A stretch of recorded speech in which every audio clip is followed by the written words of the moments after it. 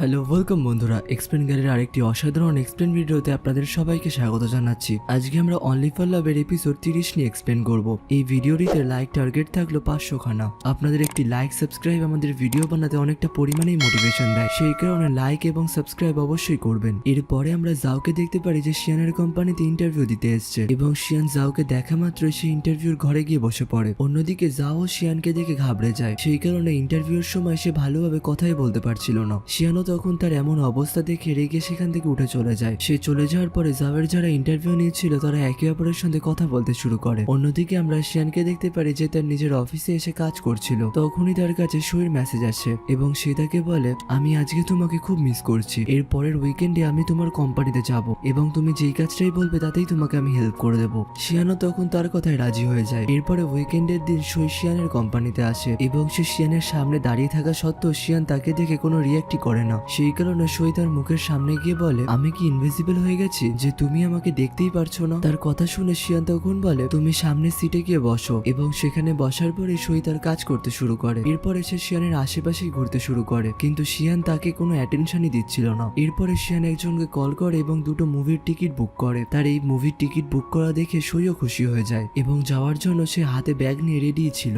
এরপরে তারা দুজনেই একে অপরের দিকেই তাকিয়ে থাকে। এরপরে শিয়ান সইকে তার সাথে মুভি দেখতে নিয়ে যায়। এরপরে তারা দুজনে যখন সিনেমা হলে পৌঁছায় তখন সেখানে তার ছোটবেলার বান্ধবী ফিফিও এসেছিল এবং সে তার সাথে একটু বেশি ফ্রিলি ভাবে কথা বলছিল। সে শিয়ানকে বলে, তুমিও যখন এখানে মুভি দেখতে এসছো চলো আমরা একসাথেই দেখি। এবং সে যখন শিয়ানের হাতটা ধরতেই যাচ্ছিল তখন শিয়ানও তার হাতটা সরিয়ে নেয় এবং সইকে সেখান থেকে নিয়ে চলে যায়। তারা যখন থিয়েটারের মধ্যে ঢুকে ফিফি তাদের পেছনেই বসেছিল এবং তাদেরকে একসাথে দেখে ফিফিও জেলাস ফিল করছিল। তখন ফিফি শিয়ানকে কোল্ড ড্রিঙ্কস খাওয়ার অফার করে, কিন্তু শিয়ান তাকে কোল্ড ড্রিঙ্কস আনতে বারণ করে দেয়। এরপরে সইও তাকে পপকর্ন খেতে বলে, কিন্তু শিয়ান তাকেও মানা করে দেয় এবং সই যখন তাকে একটু জোর করে তখন শিয়ান তার হাতে পপকর্ন খেয়ে নেয়। শিয়ানও এইসবে মজা পাচ্ছিল, সেই কারণে হালকা মুচকি দিয়ে হাসছিল।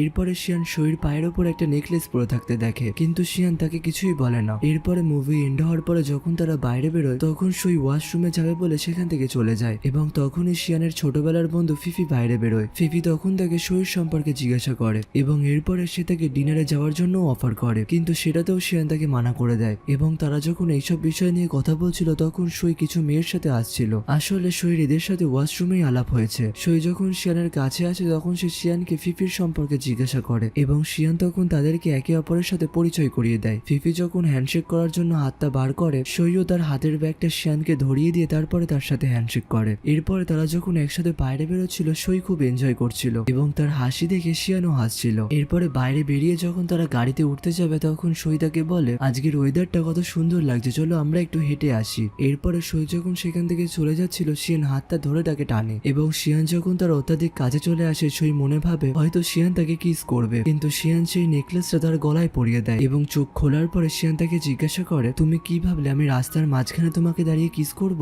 সইও তখন তার কথায় মাথা নাড়ে এবং শিয়ান তখন সত্যিকার এই রাস্তার মাঝখানে তাকে কিস করে ফেলে। অন্যদিকে এইসব দেখে শিয়ানের ড্রাইভারও লজ্জায় মুখ ঘুরিয়ে নেয়। তারা দুজনাই একে অপরের সাথে রাস্তার মাঝখানে কিস করেই যাচ্ছিল। এরপরে তারা যখন গাড়িতে ওঠে তখন সইয়ের কাছে হে ইয়াং এর মেসেজ আসে এবং সে যখন তার সাথে কথা বলছিল শিয়ানও একটু জেলাস ফিল করছিল, সেই কারণে তার হাত থেকে মোবাইলটা নিয়ে সরিয়ে রাখে এবং সই যখন তার মোবাইলটা নিতে যাচ্ছিল শিয়ান তাকে ধরে নিজের কাছে টেনে নেয়। সইও তখন বুঝতে পারে শিয়ান যে তাকে দেখে জেলাস ফিল করছে। এরপরে সই আগের কথাও তাকে বলতে শুরু করে যে আমি যখন সুটকেস কিনতে গেছিলাম তখন সে আমার সাথে গেছিল এবং একসাথে আমরা দুজনে মিলে রেস্টুরেন্টেও গেছিলাম। তার এই কথা শোনার পরে শিয়ান তাকে জিজ্ঞাসা করে, তুমি সুটকেস কিনতে কেন গেছিলে? তখন সই বলে, আসলে এই শহরের মধ্যে একজনের জন্য আমার খুব মন খারাপ ছিল, সেই কারণে আমি ভেবেছিলাম এই শহরটাকে ছেড়েই চলে যাব, সেই কারণে সুটকেস কিনতে গেছিলাম। তখন শিয়ান তাকে জিজ্ঞাসা করে, তাহলে তুমি কদিনের জন্য যেতে? তখন সই তাকে বলে, সেটা আমি বলতে পারবো না, আমি চলে গেলে তোমার তো কোনো ফারাকই পড়তো না, তাই না? তার এই কথা শুনে শিয়ানও একটু মুচকি হাসে। তখন সই বলে, আমার এইসব করাতে কোনো ইন্টারেস্টই নেই, আমি বিজনেস ট্রিপে যাবো বলে সুটকেস কিনতে গেছিলাম। তার এই কথা শোনার পরে শিয়ান বলে, তুমি কার সাথে যাচ্ছ?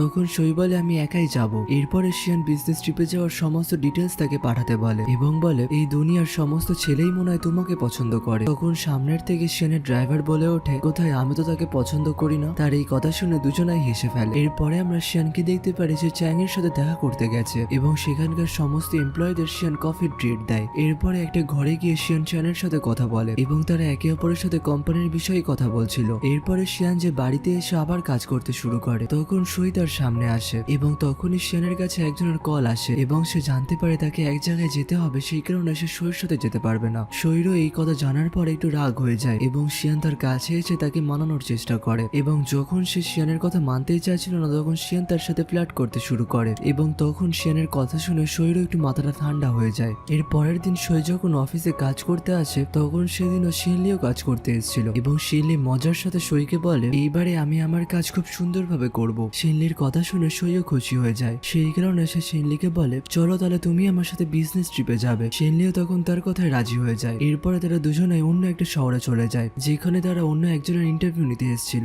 এরপরে তাদের যখন ইন্টারভিউ নেওয়া হয়ে যায় তারা দুজনে বাইরে বেরিয়ে শহরটাকে ঘুরতে শুরু করে এবং তারা একে অপরের অনেকগুলো ছবিও তোলে, কিন্তু সই একটা ছবিও পোস্ট করতে চাইছিল না। সেই কারণে শিনলি তাকে বলে তুমি যদি ছবিগুলো কোথাও পোস্টই না করো তাহলে সমস্ত ছবি ওয়েস্ট চলে যাবে। আসলে শিনলি এখানে শিয়ানকে মিন করতে চাইছিল এবং সই তখন শিয়ানকে সমস্ত ছবিগুলো পাঠায়। শিয়ানও তখন তার ছবি দেখে তাকে কল করে এবং বলে তুমি কবে বাড়িতে আসবে, আমি তোমাকে প্রচন্ড পরিমাণে মিস করছি। তখন সই তার কথায় বলে আমি একটা নতুন শহরে এসেছি, সেই কারণে ঘুরে কিছুদিনের মধ্যেই বাড়িতে চলে যাব এবং আমিও তোমাকে প্রচন্ড পরিমাণে মিস করছি। অন্যদিকে আমরা জাওকে দেখতে পারি যে কোম্পানিতে ভালো মতন কাজ করতে পারছিল না, সেই কারণে তাকে কোম্পানি থেকে বার করে দেওয়া হয় এবং বাড়িতে এসে সে প্রচন্ড পরিমাণে ড্রিঙ্ক করতে শুরু করে এবং সাথে সাথে সইয়ের সাথে তোলা ছবিগুলোও দেখে। তখনই সেখানে তার গার্লফ্রেন্ড শিন চলে আসে এবং শিন যখন এইসব কিছু দেখে তখন তারও মাথা গরম হয়ে যায়। সে বলে সে একটা নতুন বয়ফ্রেন্ড পেয়ে গেছে এবং শিয়ানকে পাওয়ার পরে সে তো তোমার দিকে মুখ ফিরেও তাকাবে না, আমি তোমার পেছনে পড়ে রয়েছে কিন্তু তুমি আমাকে পাত্তা দিচ্ছ না। এবং তার এইসব কথা শোনার পরে জাও সেখান থেকে চলে যায়। অন্যদিকে আমরা জাওয়ের গার্লফ্রেন্ড শিনকে দেখতে পারি সেও সেই কোম্পানি থেকে রিজাইন দিয়ে দেয় এবং সে যখন লিফটে করে নিচে নামতে যাচ্ছিল তখনই তার সামনে শিয়ানের সাথে হয়। তাকে তখন না চাইতে সেই লিফটে করেই যেতে হয় এবং শিয়ান যখন তার গাড়িতে উঠতে যাচ্ছিল তখন শিন তার পেছন পেছন দৌড়ে আসে এবং তাকে বলে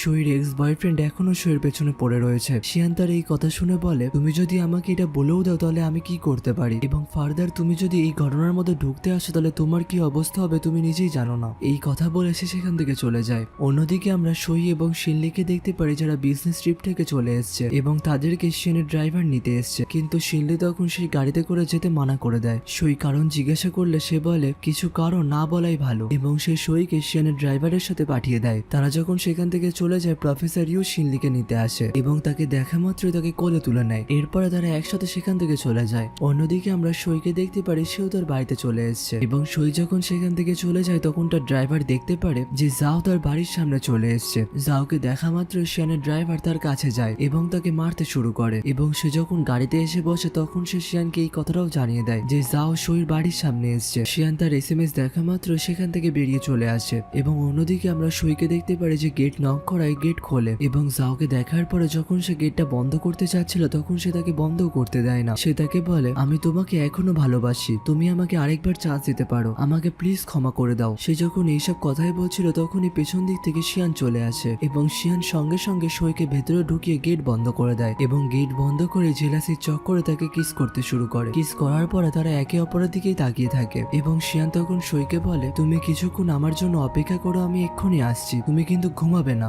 এই কথা বলে সে বাইরে বেরিয়ে আসে। বাইরে যাও এখনো অব্দি তার জন্য অপেক্ষা করছিল। শিয়ান তখন জাওকে ধমকি দিয়ে বলে তোমাকে যদি এর পরের দিন থেকে সইয়ের আশেপাশেও দেখতে পারি তাহলে অবস্থা কিন্তু তোমার খুব খারাপ হবে এবং এই কথা শোনার পরে যাও সেখান থেকে চলে যায়। অন্যদিকে আমরা সইকে দেখতে পারি সে শিয়ানের জন্যই অপেক্ষা করছিল। তখনই তার বাড়ির বেল বেজে ওঠে এবং সে যখন খুশি হয়ে দরজা খোলে তখন সে দেখতে পারে তার খাবারের অর্ডার এসছে। সে ডেলিভারি বয়ের সাথেও খুব সুন্দর ব্যবহার করে, সেই কারণে ডেলিভারি ওয়ালারাও ভাবে হয়তো তার বেশি খিদে লেগেছে বলে সে এমন বিহেভ করছে, না হলে আমি যা লেট করেছি তাতে তো আমার ওপর রেগে যাওয়ার কথা। এরপরে সে যখন খাবার খেতে বসে তখনই তার কাছে ওয়াইয়ের কল আসে এবং ওয়াই কল করে সমস্ত ঘটনা তার মুখ থেকে বার করতে চায়। সই কথার মাঝখানে সমস্ত ঘটনা বলেও দেয় এবং পরে যাতে সে কিছু বুঝতে না পারে সেই কারণে কথাটা ঘুরিয়েও দেয়। তার কল কেটে যাওয়ার পরে সে শিয়ানের অপেক্ষায় বসে থাকে। শিয়ানের অপেক্ষা করতে করতে যখন সে বাইরে বেরোয় তখন শিয়ানও তার সামনে চলে আসে। শিয়ান তাকে দেখার পরে জিজ্ঞাসা করে তুমি কোথায় যাচ্ছ? তখন সই তাকে বলে আসলে আমি তো তোমার মনের মধ্যে পৌঁছাতে চাই। এরপরে শিয়ান সইকে তার বাড়ির মধ্যে নিয়ে আসে এবং বাড়ির মধ্যে আসার পরে তারা একে অপরের সাথে কথা বলতে শুরু করে। শিয়ান যখন ফ্লার্ট করতে করতে তার মুখের সামনে চলে আসে